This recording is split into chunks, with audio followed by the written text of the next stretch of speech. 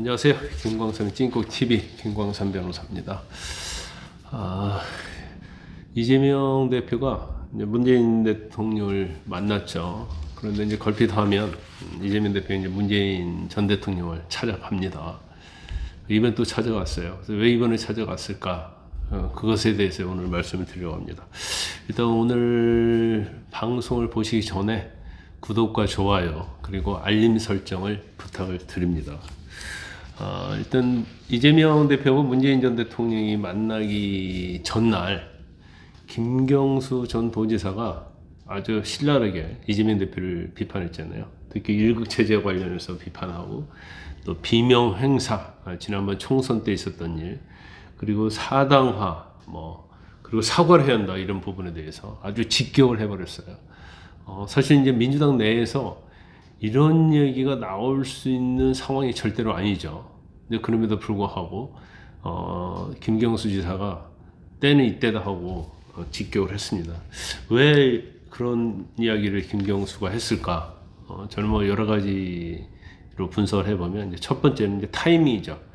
일단 이재명 대표하고 민주당의 어떤 지지도가 상당히 떨어지고 있다. 그래서 비상계엄이랄지 이제 탄핵 정국에서 엄청나게 더 힘을 받을 줄 알았는데 일단 오늘 한계에 도달한 거예요. 그래서 이제까지 이재명 대표의 죄를 일단 묻는 형식으로 취한 겁니다. 누가 민주당 내에서 이렇게 직결할 수 있겠습니까?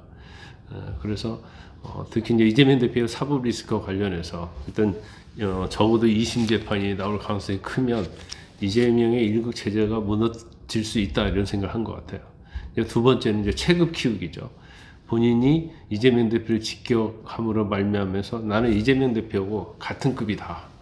그래서 이재명 대표에게 무슨 일이 생기면 바로 내가 다음 대선 주자로 갈 것이다. 이런 뉘앙스도 있다고 봐요. 그런 포석이 있다고 봐요. 그래서 시기적인 측면에서 그렇고, 그 다음에 이제 본인의 어떤 체급적인 측면에서도 고의적으로 어떤 정치적 목적을 가지고 했다. 이렇게 볼 수가 있고, 또 하나로 눈여겨볼 부분은 이재명 대표, 문재인 대통령이 만나기 직전에 얘기를 했잖아요. 그러면 이것은 그냥 김경수 혼자의 얘기냐? 그게 아니고, 친문적으로 문재인 전 대통령의 이야기를 김경수가 어떻게 보면 직접 전달한 것이다. 이렇게 또 볼 수도 있어요. 문재인 전 대통령의 스타일이 좀 애매모호하잖아요. 그리고 굉장히 본인의 속마음이 있어도 겉으로 또 표현 안 해요. 그래서 굉장히 답답하고 무능하다, 무책임하다 이런 얘기 굉장히 많이 들었잖아요. 걸핏하면 이재명 대표는 문재인 전 대통령 찾아가요. 그럼 문재인 전 대통령은 굉장히 반가운 척은 해요. 하지만 친명이랄지 강성지청은 문재인 전 대통령을 대통령 취급을 않잖아요. 말 욕설하고 폄훼하고 막 그러잖아요. 그런데 문재인 대통령은 속이 없는 건지 이재명 대표 올 때마다 막 화합, 포용, 정권을 잡아야 한다. 그런 일을 계속 하고 있는 거예요. 제가 만약에 문재인 대통령하고 같이 일을 했다 본다면 속이 터지고 뒤집어질 것 같아요. 할 말을 전혀 못 하잖아요.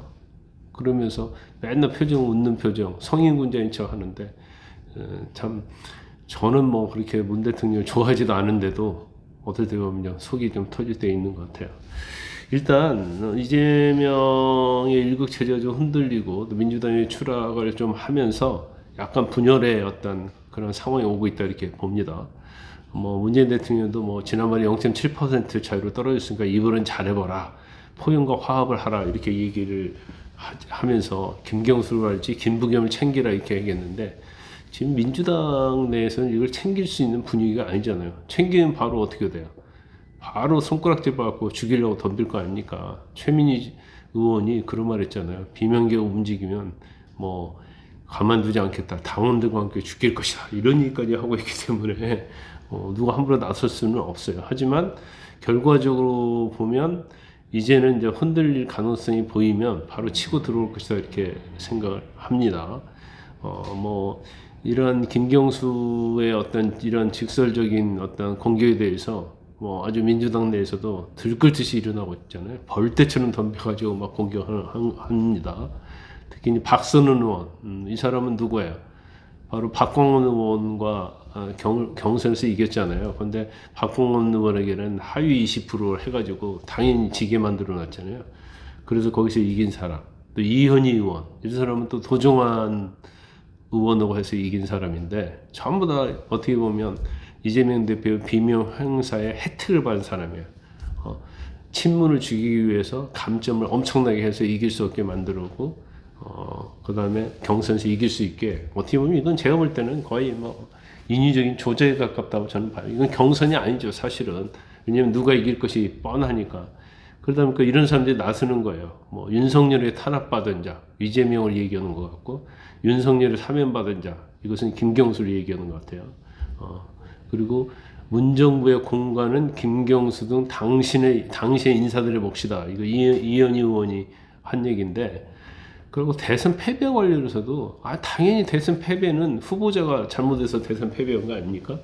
물론 문재인 정부의 어떤 부동산 정책이랄지 내로남불 이런 것들이 영향을 많이 미칠 수는 있죠. 하지만 궁극적으로는 이재명 대표 형수 욕설이랄지 사법 리스크 이런 것 때문에 후보자가 잘못해서 사실 대선을 패배한 건데, 이 모든 탓을 문재인 정부에 돌리려고 한 것은 옳지 않다 이렇게 보고요. 또 이렇게 이재명 대표를 추종하는 세력들이 바로 친문을 공격하고 문재인 대통령을 공격할수록 오히려 분열이 일어날 것이다. 그래서 이재명 대표가 어느 신문의 제목을 보니까 3번의 실패, 3번의 기회도 잃는다 이런 얘기가 나와 있더라고요.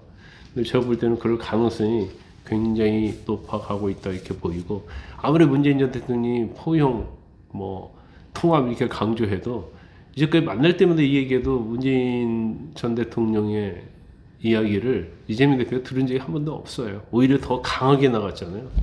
지난번 총선 때도, 총선 전에 미리 만났을 때도 문재인 전 대통령이 저는 굉장히 좋게 하자는 취지로 얘기했지만 완전 총선 공천에서 사적 공천하면서 비명 행사 완전 다 죽여버렸잖아요. 결국은 그렇게 갈 수밖에 없다 이렇게 봅니다.